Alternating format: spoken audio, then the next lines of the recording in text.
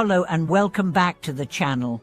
Today, we are going to delve into a question that has perplexed many practitioners and seekers on the Buddhist path. Can a person who does not chant the Buddha's name or make vows still have a chance to be reborn in the Pure Land?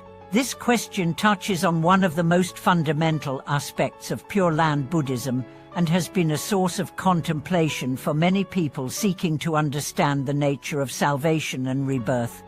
In the practice of Pure Land Buddhism, one of the most essential practices is the chanting of the Buddha's name and the making of vows to be reborn in the Pure Land, where the conditions for enlightenment are set to be most conducive.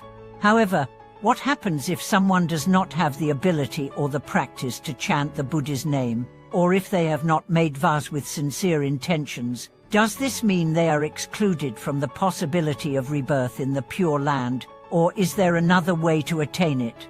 Today, we'll take a deep dive into this question, exploring the teachings of Pure Land Buddhism, the power of vows, and how even those who struggle with traditional practices can still have hope for a successful rebirth in the Pure Land.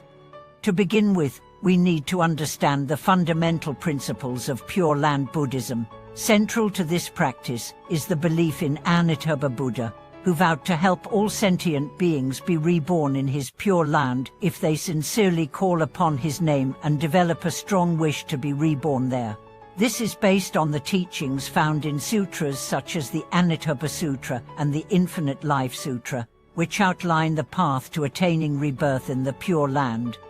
The practice of chanting the Buddha's name, known as Eni and Fo, is one of the most accessible and powerful methods in Pure Land Buddhism. It is believed that by repeating the name of Amitabha Buddha, practitioners can accumulate merit, purify their minds, and ultimately gain rebirth in the Pure Land. However, the core element here is not just the mechanical repetition of words, but the sincerity and faith behind the practice. The chant is a way to express one's deep longing for liberation and to place trust in the compassionate vow of Amitabha Buddha. But what if someone is unable to chant, whether due to physical limitations, mental distractions, or other difficulties? Does this mean that they are automatically excluded from the possibility of rebirth in the Pure Land? According to many Buddhist teachers and texts, the answer is more nuanced than a simple yes or no. In fact, there are teachings that offer hope for those who may not be able to engage in the traditional practice of chanting the Buddha's name.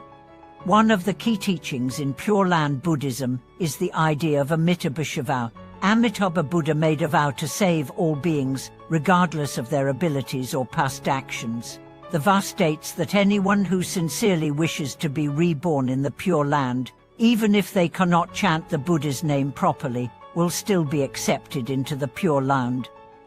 This is a profound expression of the Buddha's compassion and wisdom. Amitabha vow is not contingent upon perfect practice, it is based on the sincerity of the heart. This means that a person who may not have the strength to chant the Buddha's name continuously, but who has a deep aspiration to be reborn in the Pure Land, is still a candidate for rebirth there. Furthermore, it's important to understand that making vows is not a practice reserved only for the skilled or the diligent. In Pure Land Buddhism, the act of making a vow is seen as an expression of one's deepest desire and determination. It is the expression of faith, a faith that even if one is unable to perform the practices perfectly, they can still rely on the grace of Amitabha Buddha to receive guidance.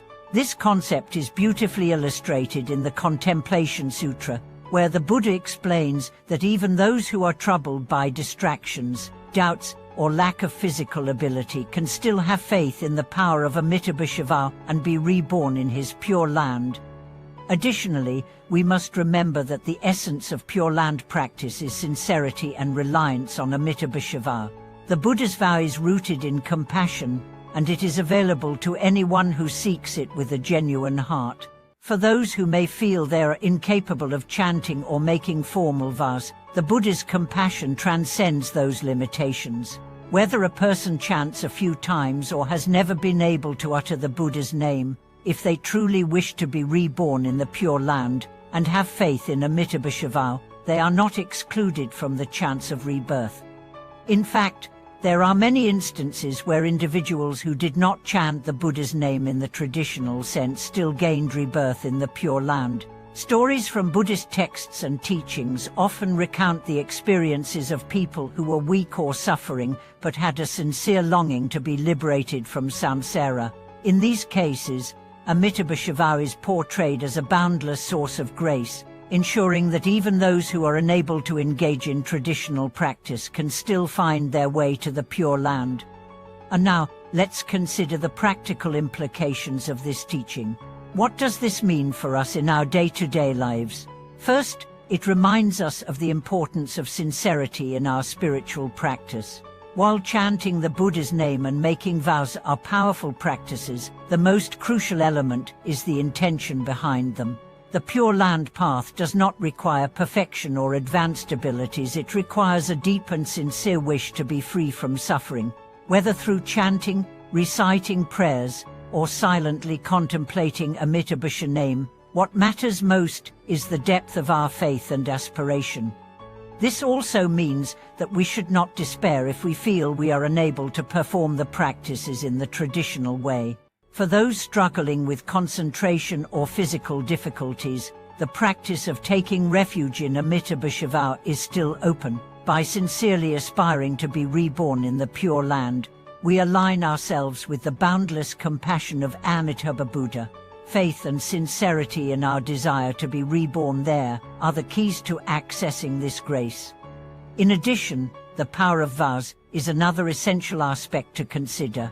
Vows in Pure Land Buddhism are not just about the ability to chant or perform rituals. They are about cultivating a mindset and heart that aligns with the aspiration for liberation. By making vows, even in the simplest form, we create the conditions for Amitabha Buddha to assist us in our journey towards the Pure Land. Finally, it is crucial to understand that the Pure Land path is not a one-time event, but a continuing journey.